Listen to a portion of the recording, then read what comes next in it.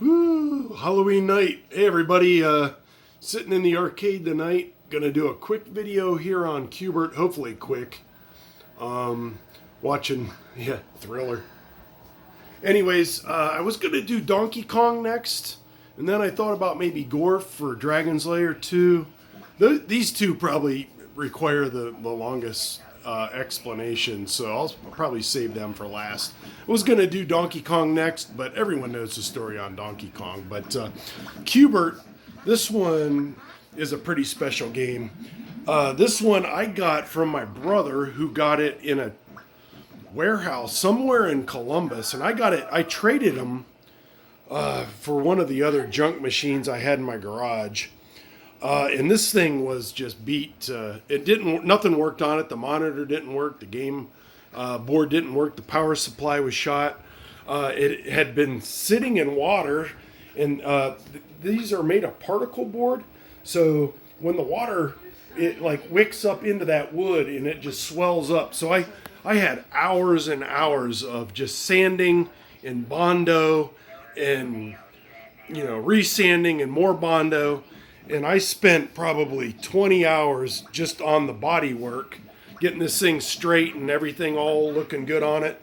And then I got the paint matched, and I spray painted oil-based paint for the yellow on the sides.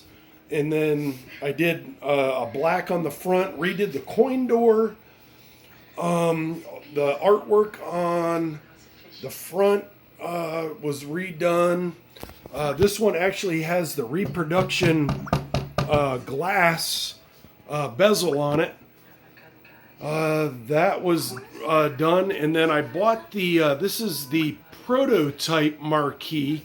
The original marquee from Gottlieb was that one there, or one like that one. That's not the one that was on the game. But it had the swearing coming out of Qbert's mouth. And then they wanted Qbert across the marquee, where I guess according to Gottlieb, the people were confused by that. So that's why it says Qbert down there and not up there. So, and then on the sides, it doesn't say Qbert either. So that's why they went with Qbert up on the marquee.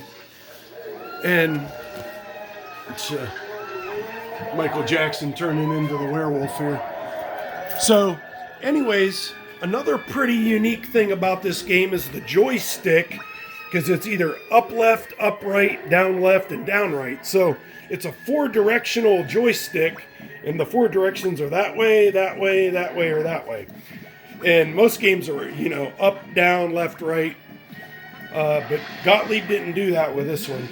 And then one of the other coolest things about this is, since Gottlieb was a pinball machine game, they had a bunch of the knockers left over, is what I heard. And so they wanted to incorporate putting a knocker. So a knocker is just like it's a solenoid inside the cabinet, and it just hits the side of the cabinet. It goes like that. It makes like a thunk sound. So they put one in this, and they wanted to incorporate that into the game to the point where, let's see. So when Qbert falls off the game board, or when you make the snake fall off, the knocker goes off. Which, of course, when he dies there, it doesn't work. But so I'll jump off the side here, and then you can hear it. So he's up there. So the knocker goes off. It's a physical. It gives the game more of a physical, touch to it or whatever. So it's more mechanical. It has a mechanical feel.